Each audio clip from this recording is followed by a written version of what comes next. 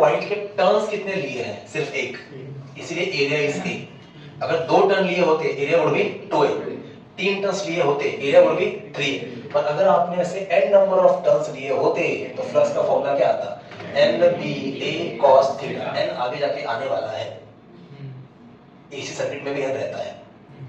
तो इस सिचुएशन में जहां पे एरिया मैग्नेटिक फील्ड को परपेंडिकुलर है, मैं बार बार बोल रहा हूं ताकि आपको याद रहे, मतलब surface normal area vector magnetic field को पैरेलल है, मतलब थीटा 0 है, cos 0 1 है। तो हाँ, यहाँ पे फ्लक्स का फार्मूला आया है b into A. Number of turns होते क्या आता? NBA। फिलहाल लेकिन कन्वीनियंस के लिए n को मैं हटा रहा हूँ, पर अब याद रखना नंबर ऑफ टर्न्स भी दे सकते हैं न्यूमेरिकल में, तो बस NBA करना है। हाँ, अब ध्यान से देखते हैं, यहां से 3 केसेस बनाने हैं। 3 केस नंबर 1 जो आपका टाइप नंबर 3 है, 10 फार्मूले में से तीसरा फार्मूला। सिचुएशन यही रखना है हमेशा, कॉइल मैग्नेटिक फील्ड को परपेंडिकुलर। क्या कहते हैं फैराडे? फ्लक्स को चेंज करना है। फ्लक्स मतलब फील्ड को चेंज करना है। अब फ्लक्स को चेंज करने के क्या क्या तरीके हैं? तरीका नंबर 1, कॉइल का एरिया सेम रखेंगे, मैग्नेटिक फील्ड कम ज्यादा करेंगे। मतलब न्यूमेरिकल ऐसा आता है कि इनिशियली कॉइल में से मैग्नेटिक फील्ड था 5 टेस्ला, बाद में मैग्नेटिक फील्ड हो गया 10 टेस्ला, और कॉइल का एरिया आपको दिया जाएगा। तो एरिया तो सेम है, पर बी चेंज हो रहा है ना, और बी चेंज हो रहा है तो फ्लक्स भी चेंज हो रहा है। तो इसमें क्या करेंगे, देखो मैं टाइटल देता हूं, area remains same.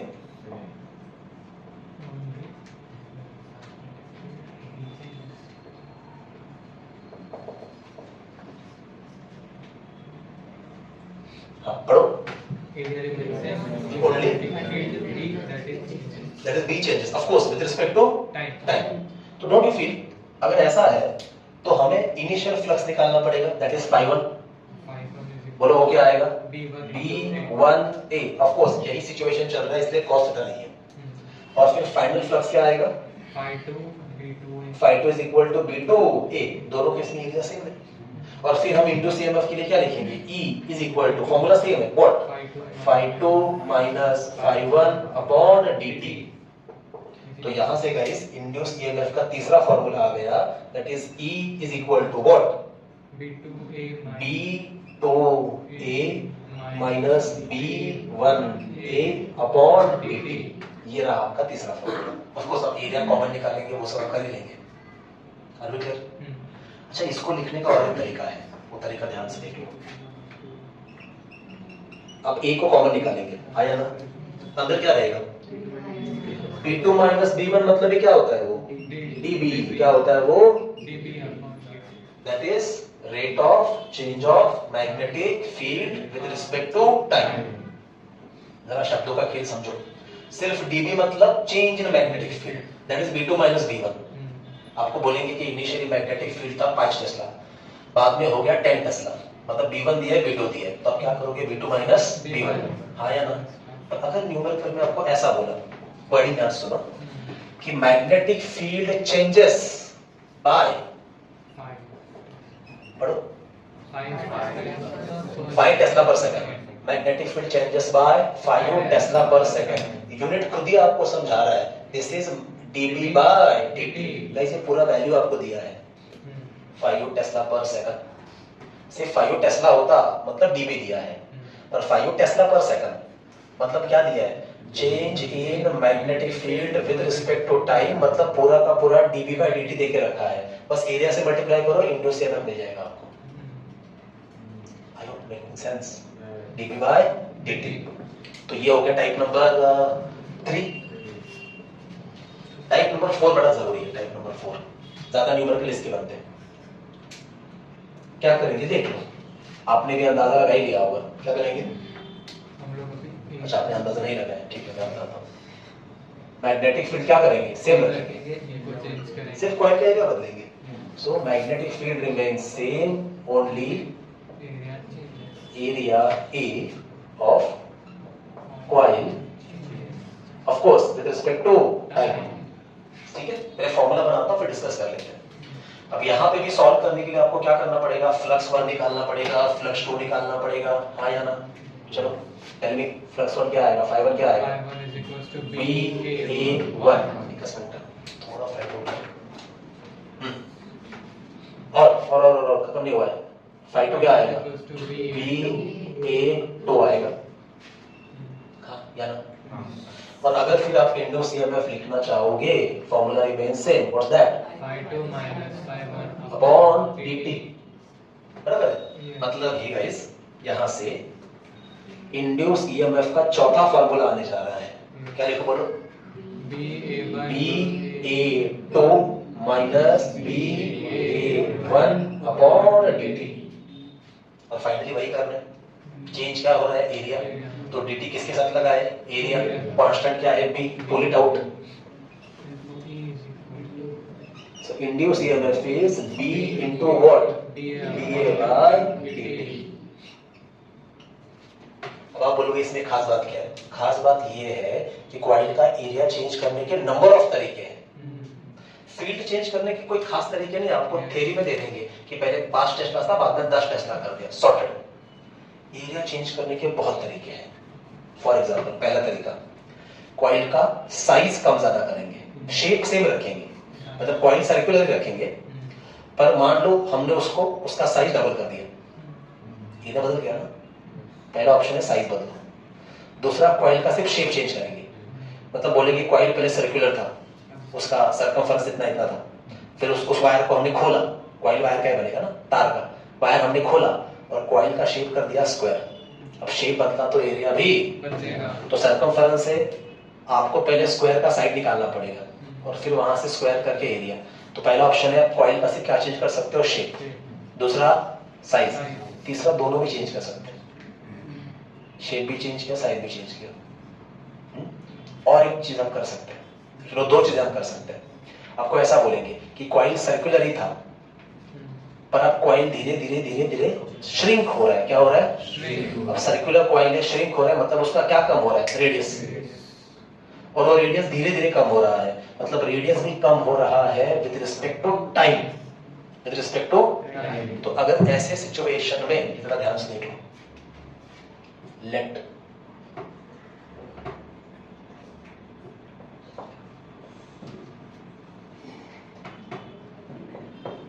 For circular coil, coil हमेशा की तरह सर्कुलर लिया है बेटर अंडरस्टैंडिंग के लिए, और उसका एरिया है let's say pi are square.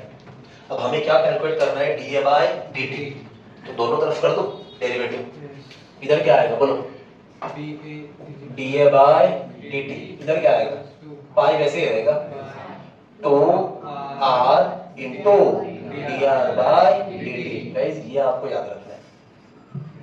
अब बोलोगे इसमें याद क्या रखना है, ध्यान से सुन लो, इसमें ये याद रखना है आपको, dr by dt, dr by dt का नाम क्या रख सकते हैं, आप बताओ, आपने बता ही दो, बताओ। Yes, dr by dt is basically rate of change of radius with respect to time। Example भी लिख के देता हूँ, चलो कंफ्यूजन चाहिए नहीं, नीचे लिखता हूँ मैंने। आपको ऐसा बोलेंगे कि rate of change of radius is इतना, पढ़ो क्या लिखा है, 2 मिलीमीटर पर सेकंड, यूनिट खुद ही समझा रहा है, इसलिए dr by dt। आपको ऐसा बोलेंगे कि इनिशियली मैं न्यूमेरिकल लेता हूं इसका, कॉइल सर्कुलर था, अब उसका रेडियस कंप्रेस हो रहा है with the speed 2 millimetre per second, तो calculate induced EMF when the radius is let's say 5 centimetre, radius is 5 centimetre. Pi तो हमें बचपन से पता है, 2 नंबर है, r का वैल्यू दिया है 5, कि लास्ट में r कितना है 5 सेंटीमीटर, पहले कितना था वो जाने दो, पहले कितना था वो जाने दो, कम करके अभी कितना बचा है 5, और dr by dt का वैल्यू भी दिया है, तो इसको सॉल्व करके आपको क्या मिलेगा, dA by dt, और फिर dA by dt को मैग्नेटिक फील्ड से मल्टीप्लाई करोगे जो न्यूमेरिकल में दिया जाएगा, तो फिर आपको क्या मिलेगा अपने आप, दिस इज इट। अभी क्लियर? ये बड़ा अच्छा न्यूमेरिकल है, बुक ने इसके न्यूमेरिकल दिए, इसके 2 या 3 न्यूमेरिकल है बुक में इस एक फार्मूला पे, तो यहाँ से आप इसका इंपॉर्टेंस समझ सकते हैं। कितने तरीके बता दिए, 3 बता दिए, कि सिर्फ शेप चेंज करो, एक्चुअली ये साइज चेंज करने का ही काम है, इसमें शेप नहीं बदला जा रहा है, इसमें हम कॉइल का शेप सर्कुलर रख रहे हैं, बस कंप्रेस कर रहे हैं, तो शेप सेम है, ये साइज कम करने का ही तरीका है। और एक तरीका है कॉइल को गोल गोल घुमाने का, ध्यान से देख लो, ध्यान से देख लो। ये हमारी कॉइल का, ये इनिशियली कॉइल ऐसा था, सिचुएशन वैसा ही है क्या कि मैग्नेटिक फील्ड और सरफेस नॉर्मल आपस में कैसे हैं, पैरेलल। तो ये सिचुएशन है। अब कॉइल ने घूमना स्टार्ट किया, कॉइल एक बार घूमा, मैग्नेटिक फील्ड में कितना एरिया कवर हुआ, 1। 2 बार घूमा, 2 है। 3 बार घूमा, 4 बार घूमा। जितनी ज्यादा बार घूमेगा उतना ज्यादा एरिया मैग्नेटिक फील्ड को कट करेगा। तो कॉइल को गोल गोल घुमाना भी एरिया को चेंज करने का ही तरीका है। अब इसमें टर्म आता है, बुकनेस का न्यूमेरिकल दिया भी है, इसमें टर्म आता है फ्रीक्वेंसी, कि कॉइल 1 सेकंड में कितनी बार घूम रहा है। आप जरा लॉजिक में देखो ना, अगर कॉइल 1 सेकंड में 5 बार घूम रहा है और कॉइल का एरिया है A, तो 5 बार घूमा मतलब एरिया कितनी बार चेंज हुआ, 5A पर सेकंड। तो change in area with respect time कितना आ रहा है, 5 into A पर सेकंड। फिर से dA by dt तो आ रहा है, वो dA by dt तो आ रहा है। I hope making sense. इसका न्यूमेरिकल लेंगे ताकि ये बेटर समझ में आए। खैर थ्योरी समझ में आ गया, इसीलिए ज्यादा जरूरी है। लास्ट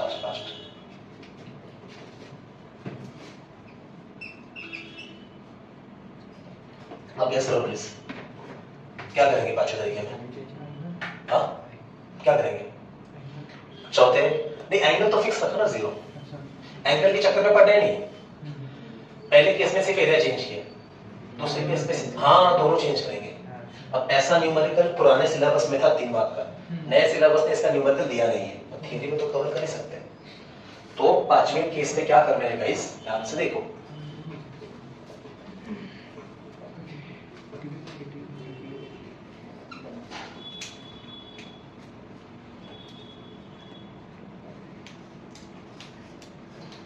तो क्या लिखा है? Area and magnetic field both change. Of course, with respect to Time. time. जरा मुझे बताइए, फ्लक्स 1 कितना आएगा? Phi1 is equals to B1. B1 A1, अरे बोलोगे तो आएगा। Phi2 कितना आएगा? B2 A2. B2 into दोनों में चेंज हो रहे। तो फाइनली इंडो CMF क्या आएगा? तो बेसिक फॉर्मूला है phi2 minus phi1 upon dt। और अगर इसमें पुट कर देंगे तो बोलो ये क्या आएगा, mod of B1 A1 upon नहीं B2 A2, final minus initial. B2 A2 minus B1 A1 upon dt. अब इसमें dt किसी एक के साथ नहीं लगा सकते, दोनों के साथ रहने दो। B2 A2 minus B1 A1 upon dt। इसमें भी क्या ही वेरिएशन देंगे आपको, इसमें सारा डेटा आपको देना पड़ेगा उनको। हाँ पिछले साल का न्यूमेरिकल ऐसा था कि मान लो इनिशियल मैग्नेटिक फील्ड है x टेस्ला, फाइनल है y टेस्ला, B1 आ गया B2 आ गया। फिर कहा था कि इनिशियली कॉइल सर्कुलर है और उसका डेटा दिया था, फिर उस तार को खोल के कॉइल स्क्वायर बना दिया, मतलब क्या चेंज कर दिया, शेप। तो फिर आपको A1 A2 निकालना पड़ेगा, और ये सब हुआ विद इन 5 मिलीसेकंड, जो भी dt भी दिया है। ये मैं निकालो, खत्म करो। तो देख के समझ में आ रहा है ज्यादा स्कोप किसमें है, इसमें ज्यादा स्कोप है। बुक ने यूएस के 3 न्यूमेरिकल देके रखे नहीं है, समझा? हाँ अब इसको लिखोगे कैसे, मतलब मैंने तो अंडरस्टैंडिंग के लिए बाजू में लिख दिया, आप कैसे लिखोगे? जरा पॉज करो प्लीज। और तो 10 फॉर्मूले में से हमने 5 फॉर्मूले कवर कर लिए हैं, अब थोड़ी न्यूमेरिकल कर लेते हैं। सो सिचुएशन यहां पे रख रहा हूं ऐसे, page number 286, question number 1, MCQ number 1। Guys है तो एकदम सरल, वेरी इजी न्यूमेरिकल या एमसीक्यू, पर ना वर्डिंग पे ध्यान दो। इस चैप्टर का दिक्कत यही है कि बच्चों को समझ नहीं आता सिचुएशन क्या है, कुछ जगह पे ड्रॉ करके देखना पड़ता है, तो समझ में नहीं आता। चलिए let me try. A circular coil of 100 turn, देखो यहाँ पे नंबर ऑफ टर्न दे दी। A circular coil of 100 turns with cross section area of 1 metre square. तो पहली बात तो कॉइल सर्कुलर है, नंबर ऑफ टर्न्स आर 100, और इसका क्रॉस सेक्शन एरिया है 1 मीटर स्क्वायर। वो जो पाइप लिया था उसका भी क्या था, क्रॉस सेक्शन एरिया ही था। फिर से पढ़ रहा हूं, a circular coil of 100 turns with cross section area 1 metre square is kept. Coil रखा कैसे वो ध्यान से सुनो, is kept with its plane, मतलब कॉइल का plane, perpendicular to the magnetic field of 1 tesla. Coil का जो प्लेन है मतलब ये प्लेन ऑफ एरिया, ये मैग्नेटिक फील्ड को कैसे है, परपेंडिकुलर। अरे मतलब यही सिचुएशन है, Yes. कॉइल का प्लेन मैग्नेटिक फील्ड को परपेंडिकुलर है, मतलब surface normal. Area vector magnetic field को कैसे है? पैरेलल है। मतलब थीटा कितना है? 0। मतलब फ्लक्स में cos 0 कितना है? 1। cos theta is out. सवाल क्या पूछा है? What is the magnetic flux linkage with the coil? सिर्फ आपको फ्लक्स ही पूछा है। Options are 1 weber, 100 weber, 50 weber, 200 weber. एक बार आपको सिचुएशन समझ में आ गया है, बाकी यूनिट चेक करो। करेक्ट है। सॉल्यूशन क्या लिखोगे? मैग्नेटिक फ्लक्स फाई क्या फॉर्मूला है? वैसे तो आना चाहिए NBA cos theta, but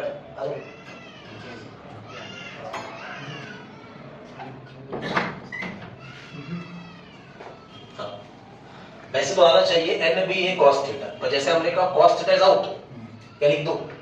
out. अभी आउट बोल रहे हो, बाद में याद रहेगा क्या?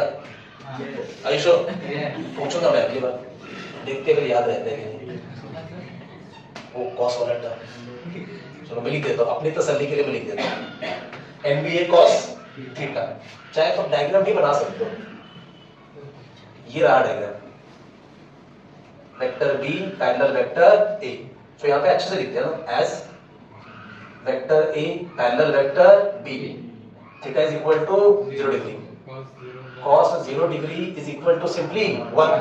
तो यहां से फिर आएगा therefore flux is equal to what? NBA। अभी MCQ है, पर हम न्यूमेरिकल के अप्रोच से जा रहे हैं, ये पहले न्यूमेरिकल है अपना। n कितना है? 100, दैट इज 10⁻²। B कितना है? अरे लिखा नहीं है, 1 है ना B। और एरिया भी कितना है? 1। तो बोलो कितना है? 100 यूनिट वेबर। ऑप्शन में है क्या? है ना? This is simply option B. अच्छा रुक जाओ और एक लेता हूं, फिर अब लिखना स्टार्ट करते हैं ना। एमसीक्यू तो एक ही था, अब न्यूमेरिकल में आते हैं और सीधा लास्ट वाला न्यूमेरिकल लेते हैं। So this is page number 287, numerical number या क्वेश्चन नंबर 70। 2 लाइन का है, 2-3 लाइन का, ध्यान से देख लो। A uniform magnetic field. अच्छा, मैग्नेटिक फील्ड को ऐसे लिखा है, इसका मतलब समझाओ मेरे को। Magnetic field at time t। ऐसे पढ़ते इसको, ऐसे पढ़ते। At instant. अच्छा, ब्रैकेट में लिखा तो एट। मैथ्स में कुछ आपको याद ही नहीं है, इतने भोले होते हैं बच्चे, कुछ याद नहीं रहते।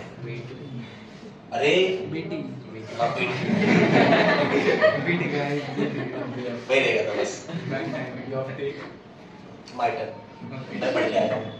अरे इसका सिंपल मतलब है magnetic field is a function of time. हाँ पता है आपको, पता है, बस आपको याद नहीं आ रहा, आपको सही शब्द नहीं मिल रहे थे, ठीक है। हाँ। तो ये सिंपल मतलब है कि magnetic field is function of time, मतलब टाइम के हिसाब से फील्ड बदलेगा, इसका और कुछ मतलब नहीं है। और uniform magnetic field pointing upwards. अब ये जो मैग्नेटिक फील्ड है ये पॉइंटिंग अपवर्ड है, ऐसे ही है, जैसे ऊपर जा रहा है। Feels a circular region of radius s in a horizontal plane। अब ये जरा समझो, फिर से बॉटल दो जरा, कॉइल तो अपने पास है नहीं, दो। मतलब गाइस अब ना ये बाकी हिस्से पे ध्यान मत दो, सिर्फ इस पे ध्यान दो। ये है आपका वो सर्कुलर रीजन, ये इसका रेडियस कितना दिया है? s, और ये सर्कुलर रीजन रखा भी किसमें है? हॉरिजॉन्टल प्लेन में, इसीलिए मैंने ऐसे पकड़ा है। और मैग्नेटिक फील्ड इसमें से ऊपर पास हो रहा है, ये ऐसे है गाइस। तो अगर डायग्राम ड्रॉ करना है तो सर्कुलर रीजन ये देखो ऐसा आएगा,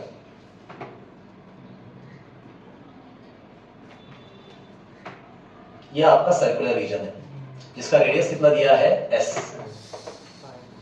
अब सिंपल सी बात है, अगर कॉइल ऐसे है तो कॉइल का सरफेस नॉर्मल भी ऊपर ही जाएगा ना। ये देखो ये सरफेस नॉर्मल है, क्योंकि वो हमेशा एरिया को कैसे रहता है? परपेंडिकुलर। तो सिचुएशन देखो वापस वही आ गई क्या? a bar a vector parallel, मतलब ये और ये दोनों सेम सिचुएशन है, बस शब्दों का खेल है। तो मतलब यहाँ पे भी थीटा कितना है? 0। cos 0 कितना आता है? 1। It's out. फिर से पढ़ो। A uniform magnetic field pointing upwards fills a circular region of radius s in horizontal plane. If B is changing with respect to time, वो खुद ही बोल रहे हैं कि चेंज कौन हो रहा है? Magnetic field. कैसे चेंज हो रहा है वो उससे हमें लेना देना है ही नहीं, बस फील्ड चेंज हो रहा है। Find induce electric field. हाँ अब यहाँ पे शब्दों पे ध्यान दो।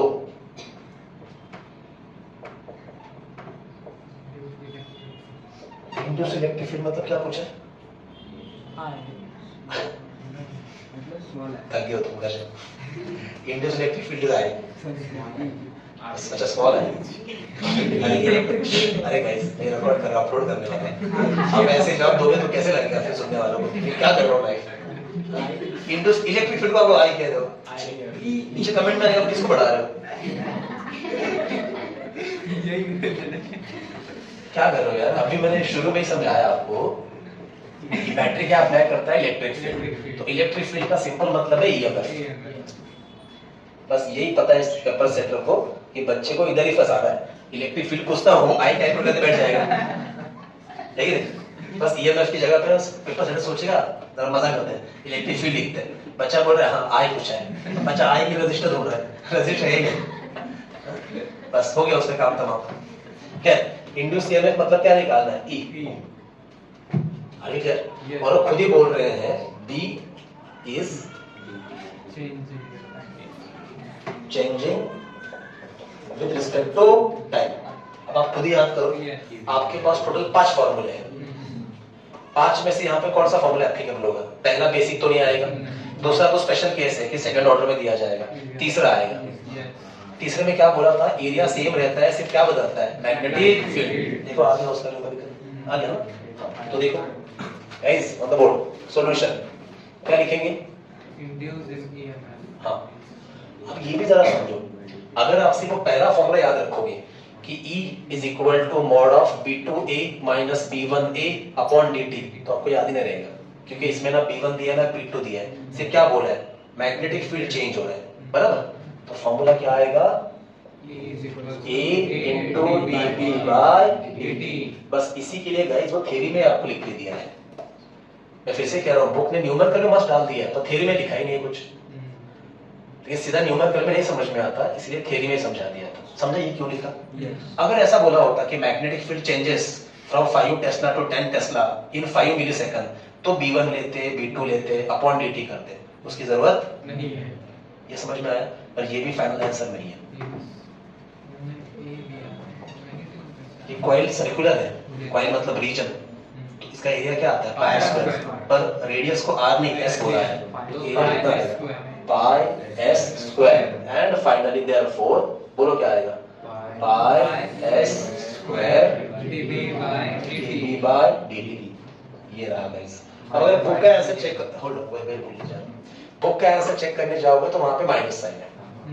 वो माइनस साइन का मतलब आपको अगले लेक्चर में समझ में आएगा। That minus sign is called as Lenz law, LENZ, वो अलग से पढ़ाना पड़ेगा, ठीक है? फिलहाल वो माइनस का लोड मत लो, आप इतना समझो कि ये ईएमएफ का क्या है? मैग्नीट्यूड। ईएमएफ माइनस में नहीं आता, वो माइनस कुछ और समझाना चाहता है जो मैं आपको अगली बार समझाऊंगा। फिलहाल ये दोनों न्यूमेरिकल समझ में आ गए, वर्डिंग समझ में आ रहा है कि क्या क्या पूछ सकते हैं। डायग्राम आपको या तो पेपर पे ड्रॉ करके प्रैक्टिस करो या मन में चलाओ, डायग्राम समझ में आया तो ही न्यूमेरिकल हो पाएगा, नहीं तो गया फिर। अभी सॉल्व पॉसिबल।